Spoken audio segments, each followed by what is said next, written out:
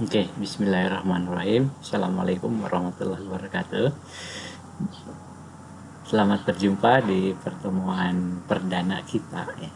Perkuliahan teori respon butir atau item response theory. Di pertemuan awal ini kita akan membicarakan deskripsi dari mata kuliah ini ya.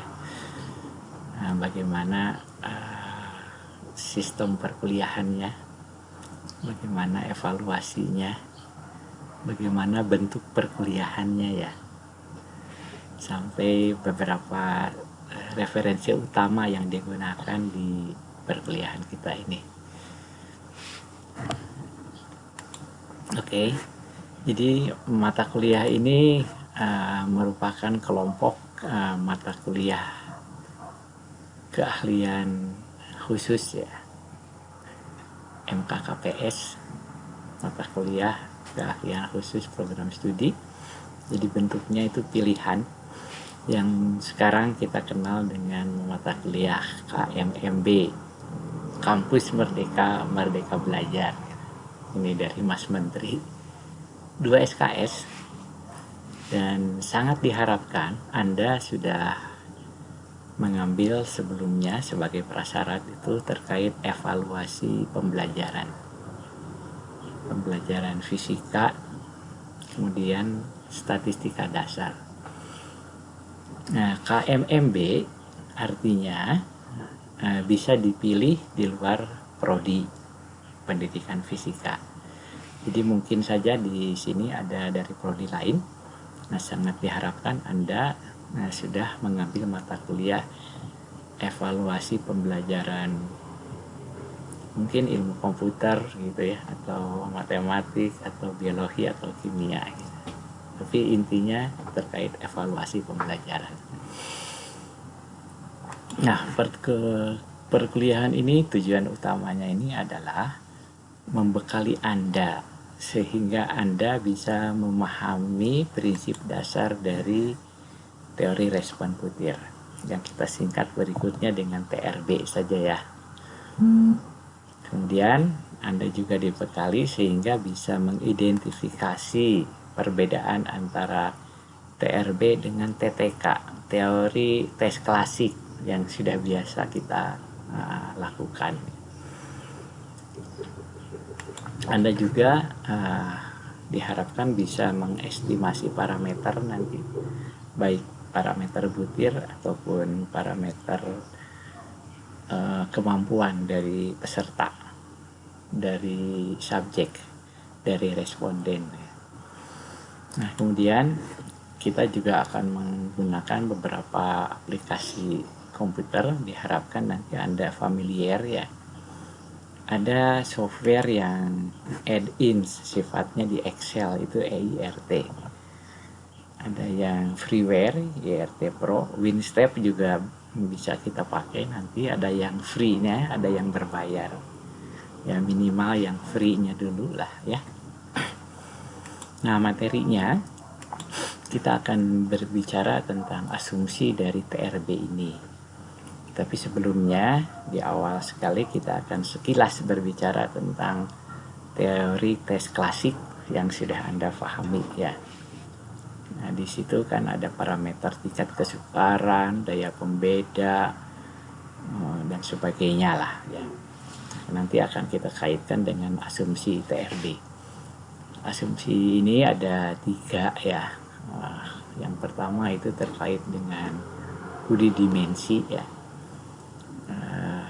bahwa butir itu mengukur satu dimensi kemampuan gitu. Kemudian kita juga akan berbicara tentang asumsi kedua, itu independensi lokal serta terkait dengan invariansi. Oke, 3 asumsi ini nanti akan kita bicarakan lebih lanjut. Jadi dalam teori respon butir itu, model matematisnya itu mempunyai bentuk probabilitas yang logaritmik eksponensial. Jadi dasarnya itu fungsi logaritmik. logit. Nah, kemudian kurvanya itu kita sebut nanti dengan ojif. Terkait logit dan ojif ini nanti akan kita bicarakan lebih jauh. Tapi intinya bahwa di TRB ini responden ataupun peserta tesnya itu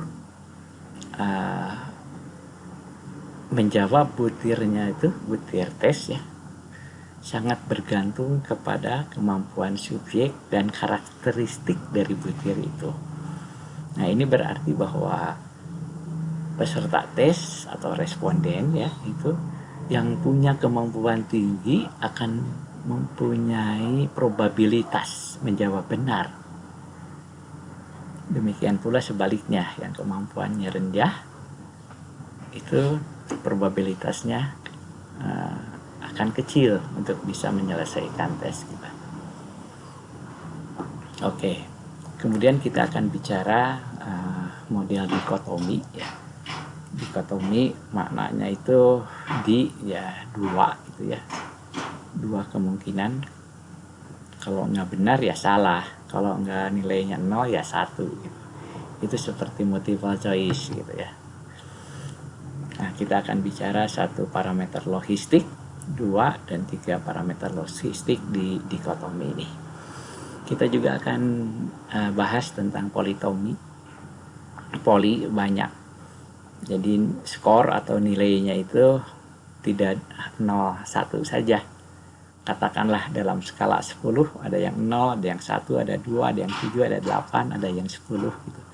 Kalau skala 100 ada yang 10, ada 50 atau 60 setengah gitu ya, dan sebagainya. Itu politomi. Kita akan bicarakan nanti. Nah, Anda juga diharapkan memahami tentang skala kemampuan. Ya, kemampuan itu kita terjemahkan dari ability. Mohon dibedakan gitu. Skills dengan ability. Kalau skill diterjemahkan dengan keterampilan, kalau ability kemampuan. Yang kita maksud ini ability, skala kemampuan.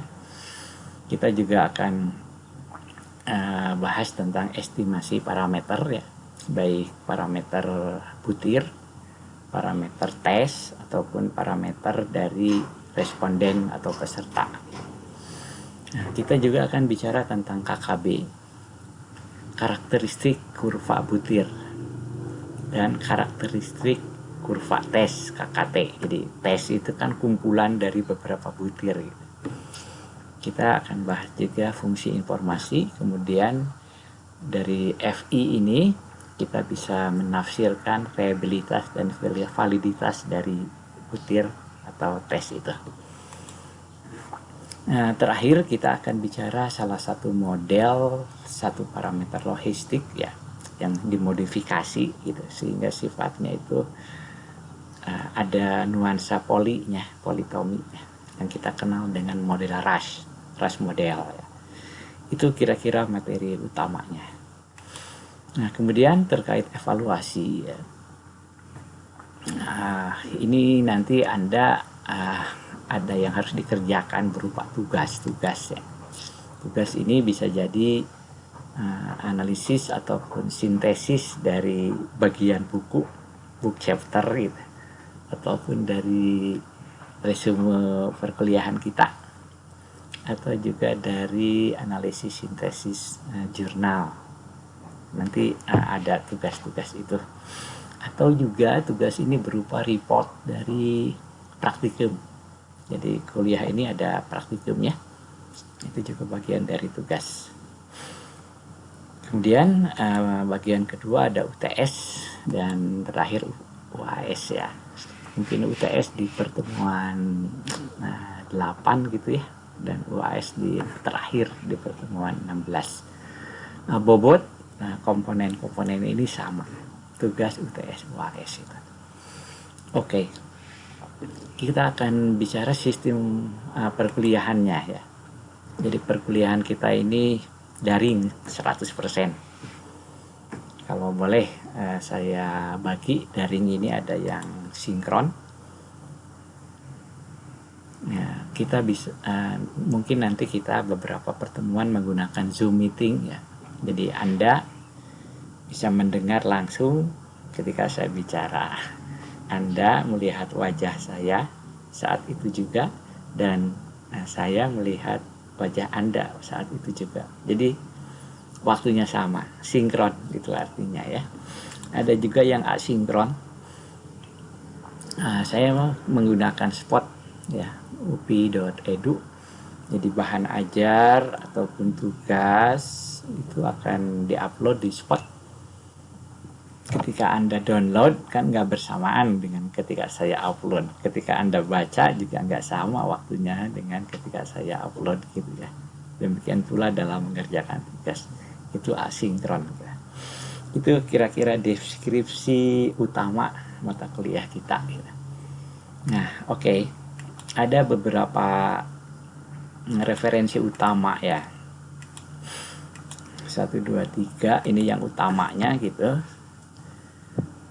Saya ngambil dari 3 buku pertama ini, Ayala, Becker, dan The Mars. Saya juga rujuk buku tua ini, Hambleton. Ini bibelnya Item Response Theory. Di hampir semua tulisan, buku, ataupun jurnal itu umumnya merujuk ke Hambleton ini.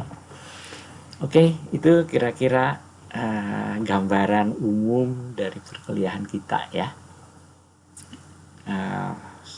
Sekian dulu pertemuan awal kita. Nanti akan kita masuk ke pertemuan materi pertama terkait sekilas tentang teori tes klasik. Kemudian kita masuk ke asumsi dasar dari IRT. Oke. Assalamualaikum warahmatullahi wabarakatuh.